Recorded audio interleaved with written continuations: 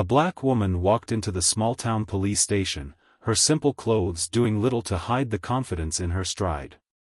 She moved with calm purpose, heading straight to the front desk. Behind it sat Officer Greg Miller, lounging in his chair with a coffee mug in hand, his expression bored and dismissive. "I need to report a theft," she said, her voice calm and polite. Greg barely glanced at her before smirking. "What now? Lost your purse? A phone? You people are always coming in with the same nonsense," he said, his tone dripping with mockery. She stood firm, her expression steady. "I'd like to file a report," she repeated, ignoring his insult. Greg leaned forward, placing his coffee cup on the desk. His smirk grew wider as he studied her. "You don't get to demand anything here," he said, his voice full of disdain. "Sit down, shut up, and be thankful we're even listening." The woman didn't move. She stayed calm, though her hands clenched slightly at her sides. "I'm not here to argue, officer. I just want to report the theft." Greg's sneer deepened as he leaned back in his chair. "You people think you can just walk in here and tell me what to do?" he said, his voice rising. "You need to learn some respect." He grabbed his coffee cup again, lifting it deliberately. "Here, let me teach you a lesson," he said. Without warning, he threw the steaming hot coffee straight at her. The coffee splashed onto her face and neck, the searing liquid making her flinch slightly. A few gasps echoed through the room, but no one stepped forward. Some officers looked down at their desks, pretending not to see, while others exchanged nervous glances. The woman wiped her face with slow, steady movements, her composure unshaken despite the pain. She straightened her posture, her piercing gaze locking onto Greg. When she spoke, her voice was cold and sharp. "You don't know who I am, do you? You'll regret this." The room fell silent. Greg's smug grin wavered for a brief moment, but he quickly recovered, letting out a short laugh. "Yeah, sure," he said, leaning back in his chair. "And who's going to make me?" Her eyes didn't waver as she replied, her tone unwavering. "You'll find out soon enough." Without another word, she turned and walked toward the back office, her steps slow and deliberate. The room remained silent, the tension thick enough to cut with a knife. The officers who had witnessed the scene froze in place, unsure of what to do. Some avoided looking at her entirely, while others stared after her with unease. Even Greg, for all his bravado, shifted uncomfortably in his seat. The woman's calm strength unsettled him, though he wouldn't admit it. This wasn't over, and they all knew it. Minutes after the incident, the police station buzzed with tension. Officers whispered among themselves, stealing nervous glances toward the back office where the black woman had disappeared. Greg Miller sat stiffly at his desk, his smug grin gone, replaced by a faint scowl. He leaned back in his chair, pretending to look unbothered, but the energy in the room had shifted. Suddenly, the front desk phone rang, breaking the silence. A young officer nearby hesitated before picking it up. His face paled as he listened. "Yes, sir," he said, nodding quickly. "Right away." He hung up and turned toward Greg, his voice shaky. "That was from higher up. They want to know what just happened here." Greg scoffed, waving him off. "Higher up? About what?" "Nothing happened," he said, though his voice lacked its usual confidence. Before the conversation could continue, the back office door opened, and the woman returned, her steps slow but deliberate. The room went silent as she stopped near Greg's desk. Her face was calm, but there was an unmistakable fire in her eyes. "You still think this is a joke?" she asked softly, her voice cutting through the air. Greg forced a smirk, though it didn't quite reach his eyes. "Lady, I don't know what game you're playing, but—" Before he could finish, the woman reached into her pocket and pulled out a sleek black ID card. She held it up, the emblem of the Royal Guard gleaming under the harsh fluorescent lights. "My name is Evelyn Hart," she said, her voice steady and sharp. "I am a royal guard, trained to protect dignitaries and world leaders. I have served in some of the most dangerous and demanding environments in the world. And today, I walked into this station as a civilian to report a theft, only to be humiliated and assaulted." The room fell deathly silent. Every officer stared at the ID in her hand, their faces a mix of shock and disbelief. The weight of her words seemed to press down on them, making the air feel heavy. Greg's smirk vanished entirely. He blinked, his mouth opening and closing as he tried to process what he had just heard. "Royal Guard," he muttered under his breath, his voice barely audible. "Yes," Evelyn replied, her tone as sharp as a blade. "And you, Officer Miller, have not only disrespected me but have also brought shame to your badge. There will be consequences for what you've done." The other officers exchanged uneasy glances. Some looked ashamed, while others seemed to silently question how Greg had let his arrogance spiral out of control. Evelyn didn't wait for a response. She turned to the young officer who had answered the phone. "I assume Internal Affairs has already been contacted?" The young officer nodded quickly. "Yes, ma'am." "Good," Evelyn said, tucking her ID back into her pocket. "I'll be filing a formal complaint." As she walked away, the room remained frozen. Greg sat motionless, realizing his career might be over. The quiet hum of activity in the police station was interrupted as two sharp-looking investigators from Internal Affairs walked through the doors. Their crisp suits and no-nonsense expressions immediately commanded attention. Every officer in the room seemed to stiffen, and the tension thickened like a heavy cloud. Greg Miller, sitting at his desk, smirked at first, leaning back in his chair with an air of defiance. "Internal Affairs, huh?" he muttered, loud enough for nearby officers to hear. "This'll blow over in no time." But as the investigators approached Evelyn Hart, who stood with unwavering calm, Greg's smirk faltered.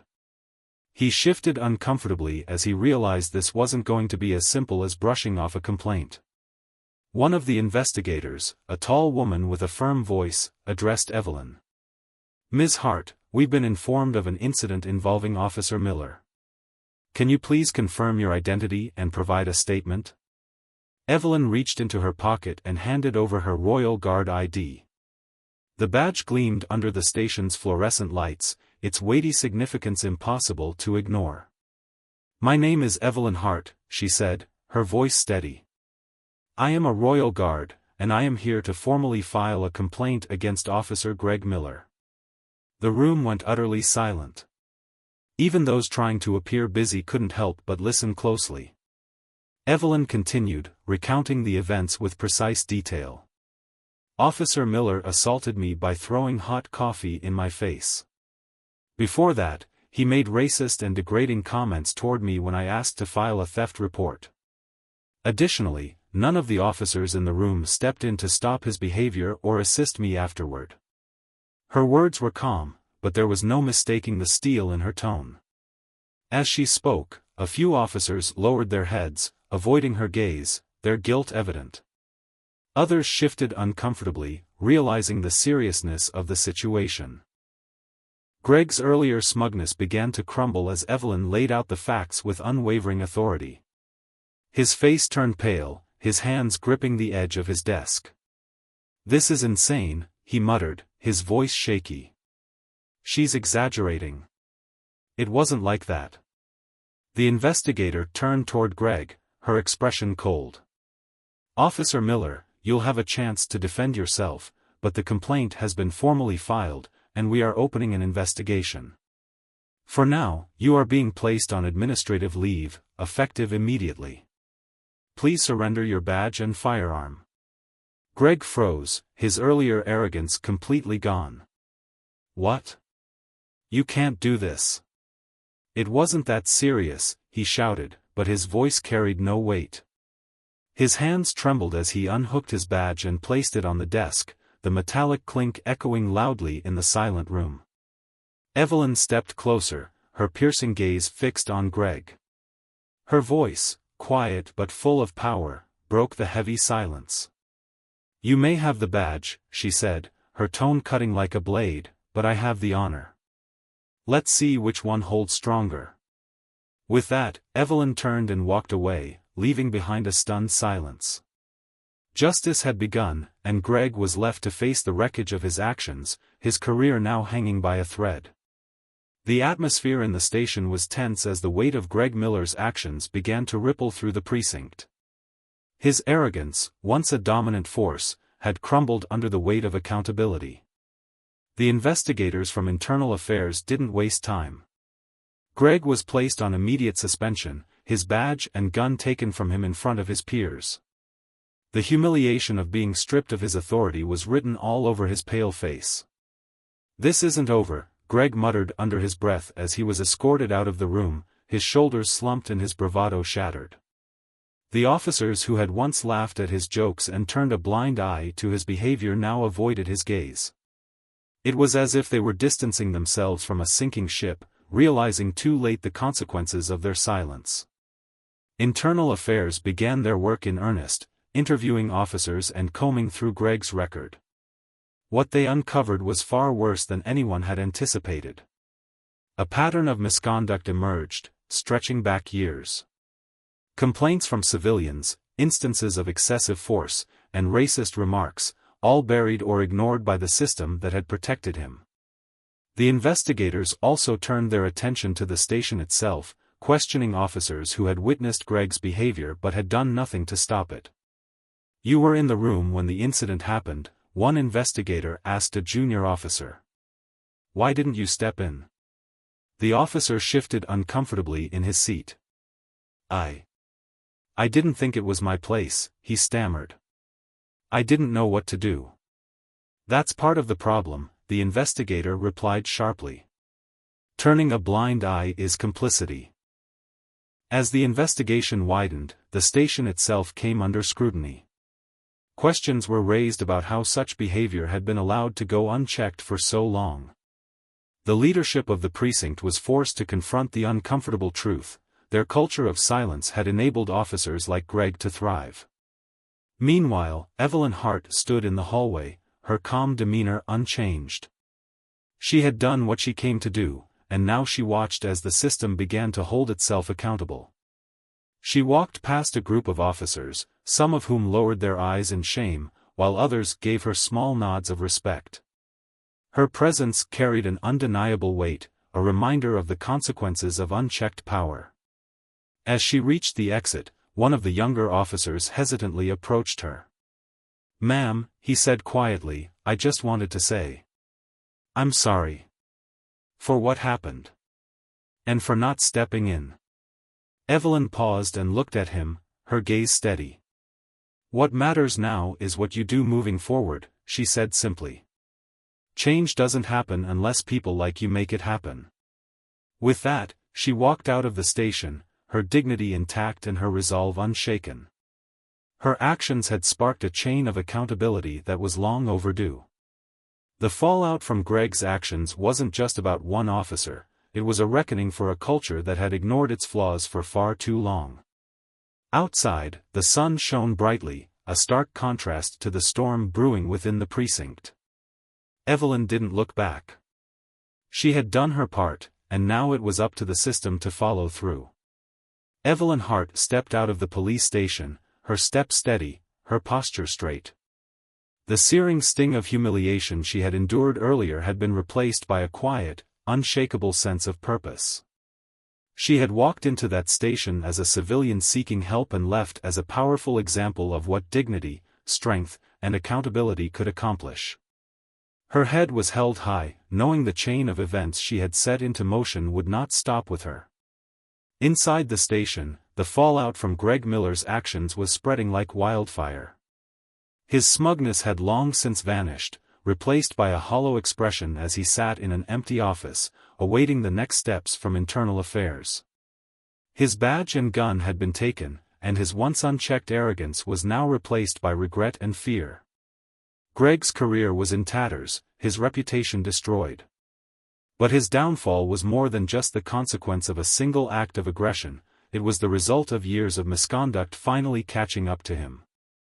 The investigation into his past behavior uncovered a long list of complaints and patterns of abuse that had been swept under the rug.